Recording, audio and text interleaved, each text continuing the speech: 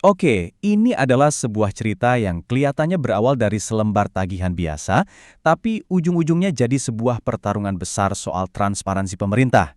Sebuah kasus yang membuktikan kalau kadang pertanyaan yang paling sederhana itu justru yang paling punya kekuatan. Dan semuanya berawal dari satu angka misterius. Nah, ini dia pusat dari semua misteri kita. Sebuah tagihan pajak nilainya lebih dari 20 juta rupiah yang dikirim ke sebuah perusahaan. Angkanya sih spesifik banget ya, tapi pertanyaannya datangnya dari mana? Tagihan ini bukan surat biasa.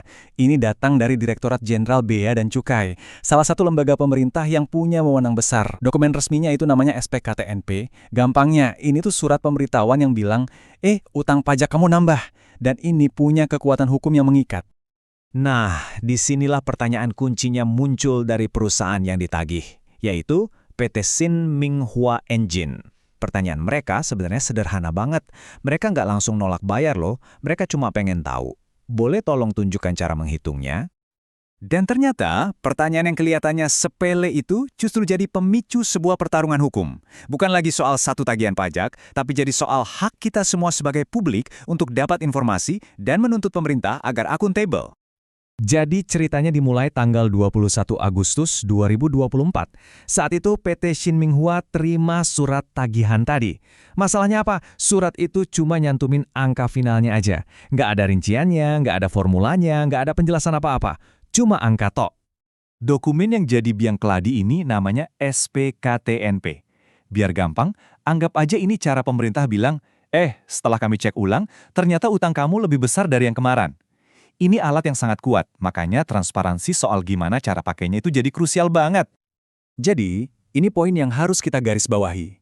Perusahaannya itu nggak mempermasalahkan tagihannya, mereka siap bayar kok kalau memang ada dasarnya. Yang mereka minta cuma satu, tolong tunjukkan cara kalian dapat angka segitu. Mereka cuma pengen lihat pekerjaan rumahnya pemerintah.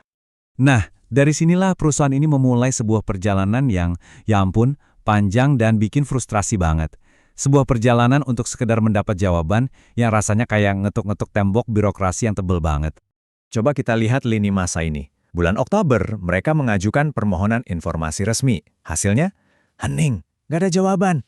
November, mereka lanjut mengajukan keberatan resmi. Hasilnya? Sama aja, dicuekin lagi.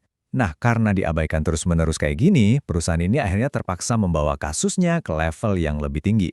Udah nggak ada pilihan lain. Akhirnya, setelah berbulan-bulan, kedua pihak ini pun bertemu di Komisi Informasi. Nah, disinilah panggung adu argumen yang sesungguhnya akhirnya dimulai. Inti konfliknya sebenarnya simpel. Di satu sisi, perusahaan berpegang teguh sama hak mereka menurut undang-undang untuk dapat informasi.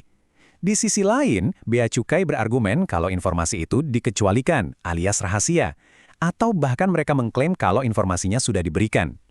Dua versi cerita yang benar-benar bertolak belakang. Tapi sebelum masuk ke inti masalah, pihak Bea Cukai coba menghentikan kasus ini pakai alasan-alasan teknis.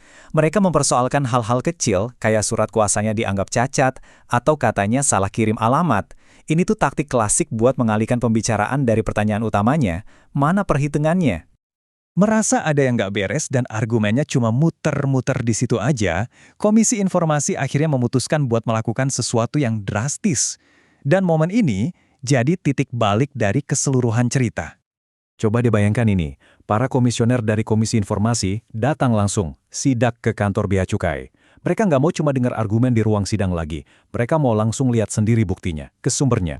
Dan di sana, di dalam kantor itu, mereka menemukan sesuatu yang akhirnya mengungkap alasan kenapa penjelasan yang jelas itu nggak pernah diberikan sama sekali. Dan inilah dia bukti kuncinya. Perusahaan ternyata cuma dikirimi file Excel mati, yang isinya cuma angka final, nggak bisa diutak-atik. Tapi komisi menemukan file Excel yang hidup. File aslinya lengkap dengan semua rumus dan formula yang menunjukkan persis bagaimana angka 20 juta itu dihitung. Ini membuktikan bahwa Bea Cukai punya jawabannya dari awal, tapi memilih untuk tidak memberikannya. Yang paling ironis, komisi menemukan bahwa menurut aturan main yang dibuat Bea Cukai sendiri, perusahaan itu punya hak penuh buat melihat perhitungan tersebut. Jadi dengan menahan informasi itu, mereka pada dasarnya melanggar aturan yang mereka buat sendiri. Oke, setelah semua drama hukum ini, mari kita mundur sejenak dan bertanya, kenapa sih semua ini penting buat kita semua? Karena ini lebih dari sekedar urusan tagihan pajak satu perusahaan. Pada dasarnya, beginilah cara kerja demokrasi yang sehat. Pemerintah membuat keputusan, dan kita, sebagai warga, berhak untuk memahami proses di baliknya. Tanpa kemampuan kita untuk bertanya kenapa dan bagaimana, nggak akan ada akuntabilitas yang nyata. Setiap kali ada satu warga negara yang berani menantang keputusan yang gak transparan dan menang, itu sebenarnya memperkuat hak kita semua. Kasus ini menjadi contoh, menjadi pengingat bahwa pemerintah itu bekerja untuk rakyat, bukan sebaliknya. Dan inilah pertanyaan yang ingin saya tinggalkan untuk Anda renungkan. Di mana sih kita harus menarik garis batas antara kerahasiaan pemerintah yang memang wajar dengan hak publik untuk tahu?